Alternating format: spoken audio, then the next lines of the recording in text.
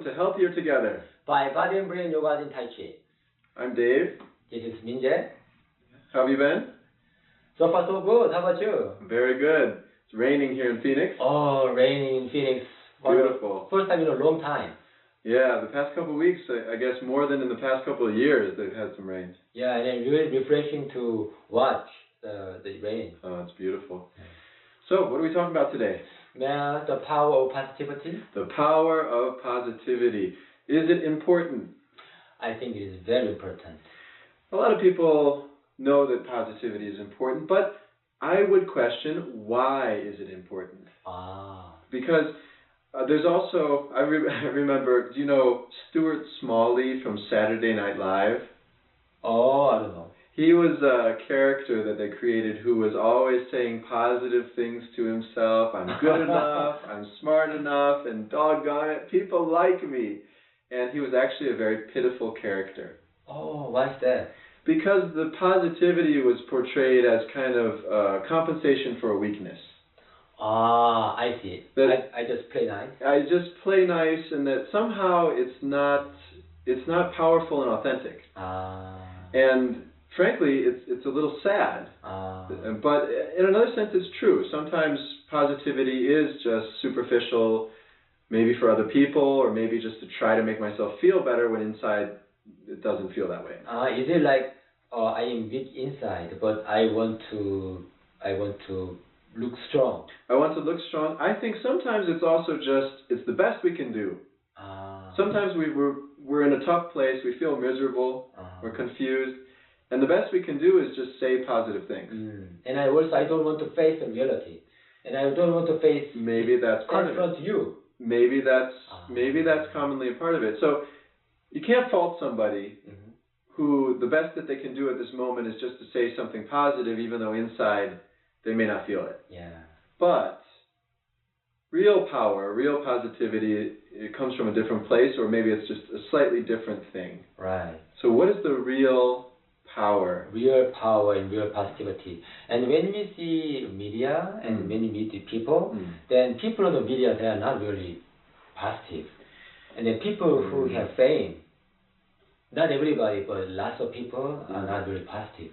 Yeah, it's still a rare thing when you see somebody who's truly positive, especially consistently, time and again. Right. Month after month, year after year, you see that positivity as a way of life, not just for effect. Yes. And then I can see that people who have resentment or anger or some negative things, and then I think some of them use their negativity to attract more people, so that they have more fame. I would agree that there are a lot of examples of people with a certain kind of power who use skepticism, cynicism, or outright negativity and kind of emotional violence to get power. Yeah. Like I think you could point to a lot of examples of that in today's culture. Yeah. But I think that our real personal growth and spiritual growth, it really begins from positivity genuinely.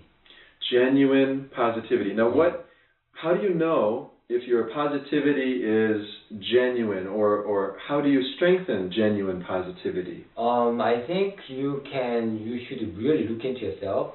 For example, you can really meditate. Meditation. So this is one of the reasons why people meditate. Yes. And especially when we say that, oh, I am strong and I'm beautiful and I'm powerful. But if you say insincerely, oh, I'm powerful, or lack of confidence, oh, I am strong and I'm peaceful, but in your mind you have another voice that, oh, actually you are not strong. Oh yeah, of course, right? You're not peaceful. Always there's that other voice, which reminds me of a study. I saw, I see the news feeds, and then this study came out and said, study finds that people who meditate are not better at dealing with anxiety. In fact, many of them have more anxiety. Oh, why is that? It said, oh, maybe meditation's not good. But that's actually a well-known phenomena among people who teach meditation or practice meditation.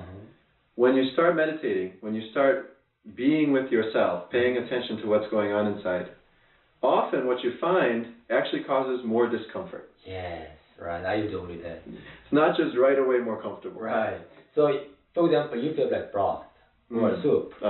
And if you just have it still, then you might notice that, you might not notice that. But when you stir it later, then what happens to your soup? You will have lots of things. You can see lots of things from the soup. Oh, you see, oh, I didn't know that was in the soup. Oh, right. That looks. I don't like that. Yeah, but that is a process of growth, in the long term. Right. Yeah. So when we have fear, everybody has fear. As long as we have human body, fear is inevitable. Right. But you can use fear for your growth. For example, we need fear. Because we exercise because we have fear of illness. Sure. Yeah. Yep. And we work hard because we fear of poverty. So we can use this fear. Yeah. Natural. Yeah. In some sense, yeah, it's interesting because we were talking before. The brain has a default mode. Default mode. The brain has default motivations. And these motivations are built in. We know that we could say evolutionarily the human brain was designed to keep us alive. Right. And so fear is one of those things that keeps us alive. Yes. And what else keeps us alive? Doubt. So in a lot of our trainings with body and brain, we talk about the 3 layers of the brain and the barriers to going deeper, to accessing the deeper layers of the brain. What are the 3 layers of brain? We talk very generally that the outermost layer is the neocortex. Which is the thinking brain. The very human consciousness brain. Yes, one makes human. It makes human. The analysis, the personality, all that. Right. The judgment. And then the next layer. Second one? The limbic system. Which regulates what? Emotions, your deeper feelings, some of the memories, the body, mind, emotions, all that. So that's your limbic system. Yeah.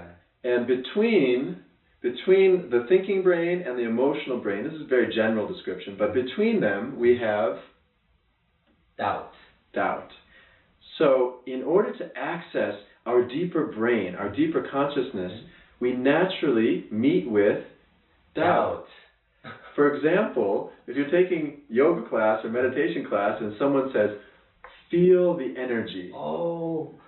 Feel the bright energy right now. What is the energy? And what is the bright energy? What is it talking about? It doesn't mean that you're doing it wrong if there's a voice in your head that says, what? What is this? Why is he talking about that, and am I doing it right? And is this what I'm supposed to be feeling? And I'm supposed to feel anything between my hands? This is empty? Right. That's not a problem. It doesn't mean that you're doing it wrong, and it doesn't mean that the practice is wrong either. Yeah. What it means is you're focusing enough to notice your own doubt, and you have the potential to be able to learn how to deal with doubt. Right. And not get stuck. Yes. Reacting to it and going back into more thinking. Yes, and also students study. And also people work for success. Yes. And then when we do that, then we naturally have doubt about ourselves. Anything that you care about enough will eventually bring up doubts. Yes, like, can I do that? Does this person love me? Will it work? Do I really know what I'm talking about? Yeah, something like this. All that stuff. We always have doubt. People sometimes think, oh, my body and my emotions, my doubt is telling me that maybe I'm on the wrong path. Right. Actually, we need a doubt, and that is how our neocortex evolved. I always think of can I jump across this ravine? Can I make it? Doubt says, I don't think so. Right. So we take the long way around and we survive because maybe half the time we're not going to make that jump. So doubt, anyway, doubt is a very useful thing evolutionarily. But for us, we're talking about the power of positivity. If we want to get beyond just the judgmental mind, we have to get deeper into the brain. We have to get to our limbic system. Be there, activate, feel what's going on there. And in order to do that, we cross through doubt. Yes. So positivity is very useful when we're dealing with doubt. Very useful. Yeah, because when we are not positive, then we cannot overcome our doubt. We get stuck always stopping and starting again and stopping and starting again. Yes, positive. We can do it. I can do it. I have doubts, but And then this is true when people are in a situation where they can't give up, when there's absolutely no possibility of, they have to go forward, then they do it. Right. And it actually doesn't take long. Yes. They just do it. So we should be positive, and our boundary of positivity should include doubt too. Yes. So, I don't know, well doubt. said. So people want to avoid doubt. But that is not how it works. That's not how it works. We need to embrace your doubt too. And anyone who's been successful or learned how to do something that was difficult in the beginning has gone through that and can tell you, don't stop with doubt. Right. If you really want to do it, go through the doubt. Yeah. So we know that. And that's between the first layer and second layer of the brain. And then we say that this limbic system is the middle layer. And what's the deepest layer of the brain that we talk about? Oh, there's a brainstem. Brainstem. I'm sure you've heard of the brainstem. What does the brainstem do? Brainstem is where the life energy comes from. Life energy. Yeah. Brainstem is working on vital functions. What makes your heart beat? Makes your heart beat. When you are not aware. You're even in your night. sleep. You don't have to think about your heartbeat. Or just basically breathing. Breathing is interesting because we can control it consciously, but we don't have to. Right. Yeah. So the brainstem is taking care of a lot of that. How about digestion? Digestion, the enteric nervous system. Yeah. All these activities. There's so much going on inside our body. The temperature? The temperature, the daily cycles, everything. Think about you have to deliberately maintain your temperature. You couldn't do anything else. You cannot do anything else. Yeah. So very interesting, the brainstem. And the idea that we can access it, that we can get in touch with it, that we can alter the effects of the brainstem through meditation or through practice. Right. But there's another boundary between that middle limbic system layer, the emotions, and the deeper brainstem layer. What's that boundary? Oh my God, it is really challenging and important. Very challenging naturally, right? There is fear. Fear. And frankly, what is more challenging than fear? Fear? Nothing, right? Yeah. Fear is connected with all of the most challenging moments of life. We have lots of different kind of negative emotions, but the core, there is fear. There's a fear. Yes. And often it's not a rational fear, like, again, public speaking. Right. A lot of people have the fear of public speaking, even though intellectually they know what's the worst that can happen. It's not a big deal. And everybody's afraid of it anyway. Why should I care? Right. But when you get up there in front of people, your body, your brain, it just happens. And that's deep in the limbic system or even in the brainstem. Right. So that is why it's so challenging because we can easily control about our neocortex. But when you go one step deeper, how about our limbic system? Is it easy to change your emotion when you feel something strong? Very challenging. And then we say that the deeper you try to go to face that, to see what you're afraid of, the stronger the fear gets. Yes. That's our brain. Right. So that is why fear, you need to know what you are afraid of.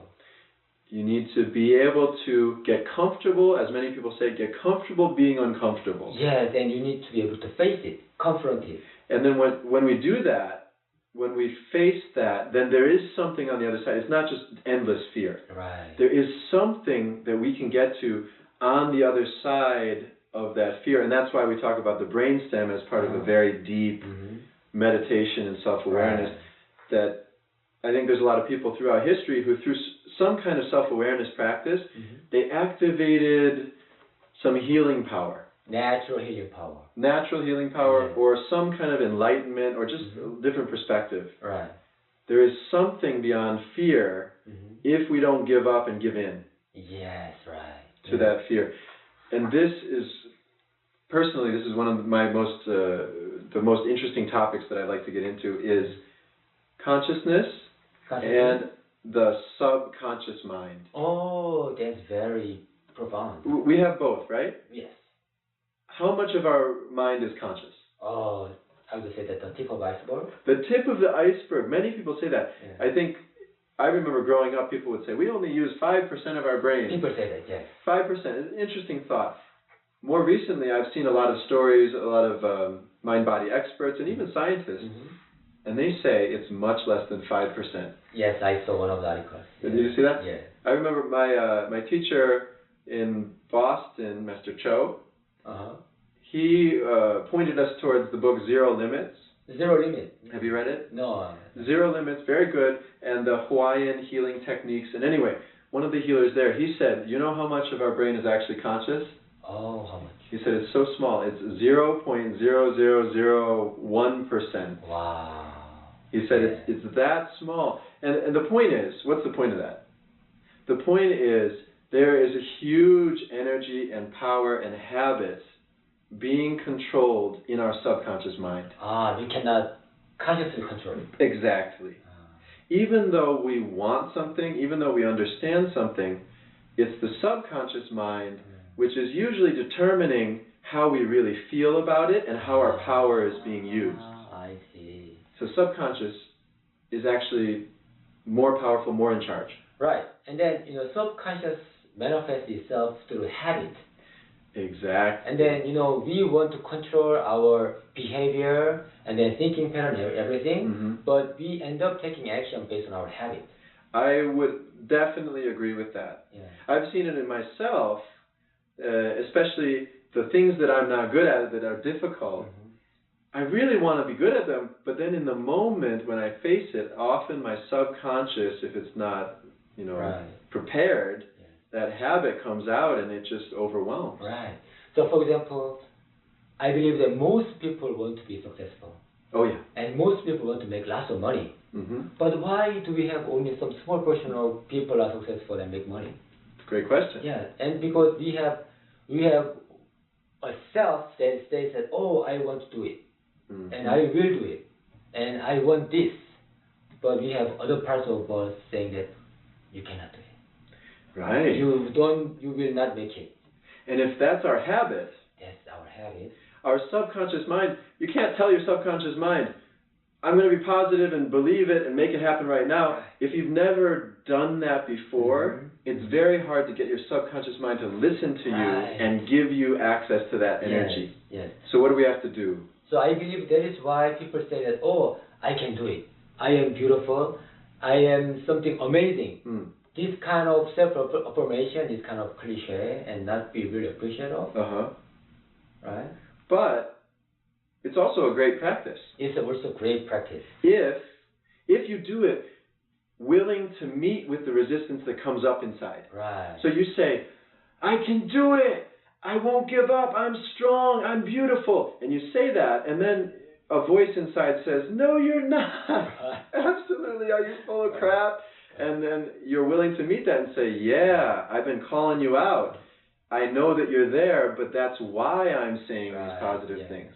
That is why in the Body and Brain Yoga we teach key energy practice. Great point. Energy meditation. Why is key energy practice so important for making positivity work? Because energy is the medium that connects our body and our mind, our brain. So body and brain, and we connect it through key energy. So key energy, lets them meet with each other. Yes. And if they're not connected, if they're not meeting with each other, then what happens when we try to be positive? So, for example, you can say that, oh, I'm strong, I can do it, and I will make it. Right. Your body is saying that. But how about your mind? If your mind says that, oh... It's still going the opposite way because they're not meeting. Right. That energy is not... But when you've got a lot of energy, we say when you're really present, that's another way of saying your mind and body are connected. And then you can really mean it. And then you can feel it when you say it. Right. And then you can feel that, oh, it is not about my mouth is saying it, but you can feel that, oh, my fourth chakra and my second chakra, these three chakras, sixth chakra too, saying it together, oh, I can do it. And we call it brain integration. Brain integration, yes. So we integrate our brain, integrate our mind, integrate our body with energy. What are some simple practices that you can do to strengthen that connection, that energy? For somebody, let's say somebody was just watching this the first time and they say, yeah, I've tried positive affirmations and sometimes it works and sometimes it doesn't seem to make anything happen. Then I would highly recommend to try to feel energy first. What can you do to feel energy? Yeah, so for example, one of the sensitive part of our body is our hand. Very sensitive. We use it a lot. Yeah, so can we try to feel the energy through our hands? Let's give it a shot. Yeah, for example, you can. And let's clap. And rub each other. Faster. To the level that you can make a fire. Yeah, it's getting surprisingly hot. Yes, very hot, very hot. And shake your hand. Woo. Woohoo. I think I lost a few layers of skin. Right. And up. And down. And breathe out. Woo. Faster. I can see your hand. Fingers. And stop. And face your palms each other. And bring them closer. And move apart. Closer. And move apart. Can't you feel something between your palms? I can feel something like a magnet. Yeah. Can you feel some tingling sensation? Mm-hmm. Still warm. Yeah. Tingling kind of pressure. Don't you feel that you are touching some like a balloon? Mm. Right? Absolutely. Yeah. And how about your mind? The moment you feel energy, don't you feel like calmer and more centered? I do, and I think most people do, but I think sometimes people might not notice that right away, but they feel present. Yes, as time goes by. Feel present. Yeah. And then in this way, when you're alone, when you do practice the self-affirmation, then you can close your eyes. Mm-hmm. Yeah. How about breathing? Breathe naturally. Breathe naturally. Naturally, your breath will go deeper and slower. Mm. And then sometimes the feeling of the hands kind of disappears for a moment. Right. And what does that mean? Then you need to focus more. Focus again, right? Yes, focus again. So in this way, it is a good practice to match the movement of your hands and your breathing. Uh-huh. For example, you breathe out, and as you do that, your hands come closer, and you breathe in, and naturally your hands go in. Just like imagine that you are blowing air to the balloon. Expanding when you breathe in. Yes. And naturally shrink when you breathe out. And then you don't have to shout. And internally you can say that, oh, I can do it. So sometimes a quiet affirmation. Yeah. And I will make it. And you visualize yourself doing it. We call it mind screen. Maybe we can talk about mind screen in another episode. Absolutely. Yeah. So in your visualization, you can visualize that you are doing it. Yeah. And it is not like I want to do it, but I am doing it. The real feeling as if you were right there doing it. Yes. Yeah. And then it is much more powerful than you say that I choose to do it, rather than I want to do it. So if I say, I choose to do it, I do it, I will do it. Yes. More powerful than I want to. Right. I wish it was like that. Right. Because you're putting yourself in a different place. Right, right. If you say that, oh, I want to do it, that means that I am not doing it. I think a lot of times people get stuck on these words, these concepts, because they think, my conscious mind is telling me that something feels awkward, that I don't really believe in myself right now. My conscious mind is not sure. Right. But if you really respect the power of the subconscious mind, you know that you just have to play the role. You have to use your conscious mind in whatever way you want, and over time your subconscious mind will make it real depending on your habit. That is right. So in this way, we will eventually take action based on our habit. But as we keep doing this, and as we keep giving seed, keep planting seed, positive seed, then we will change our consciousness. I totally agree. Yeah. So there's a certain humility. Yes, yes. I'm conscious of something, but honestly, it's much more important what my unconscious, subconscious mind is doing. Right. So the best that I can do is respect that and make positive habits so that over time my subconscious is more powerful, is more healthy, more positive, more peaceful. Yes, because some people want to avoid it, and some people don't want to do the self-reformation because they don't want to confront those parts that's saying that the negative voice. And if we do that, our subconscious is trained to try to avoid that energy. But that energy that's stuck behind the fear is also a source of power. If we don't have access to it, we're always missing out on something. Yeah. That is why it is very hard to come out of the comfort zone. The comfort zone, the ubiquitous comfort zone. We like the comfort zone, but what is the comfort zone really? Yeah, comfort zone is because you feel comfortable. Because you feel you are protected. You're protected. There's nothing terribly challenging in the comfort zone. Because you don't challenge yourself, so that is why there's no risk of, compromising your comfort. That's okay. So nothing too scary in the comfort zone. No. But also, within that comfort zone, there's nothing too powerful either. No juice. There's no juice. Yeah, there's no juice. There's no energy there for you to grab and use.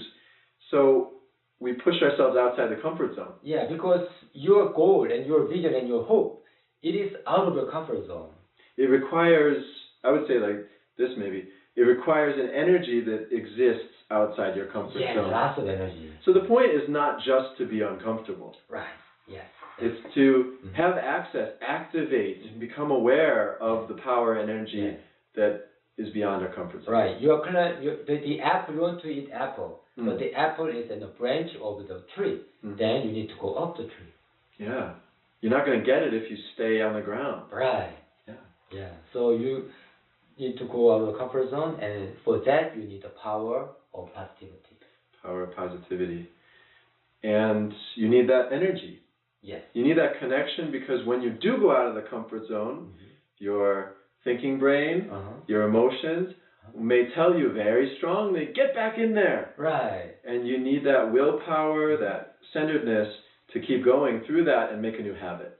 Otherwise, it's very hard to change. And also, some people say that, I want to be honest. I want to be honest.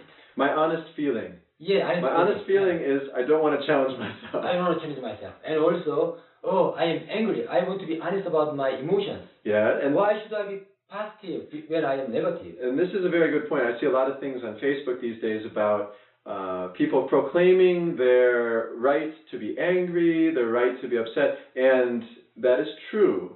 They say, I don't want to be positive anymore. Now, there's a great thing we can talk about another time.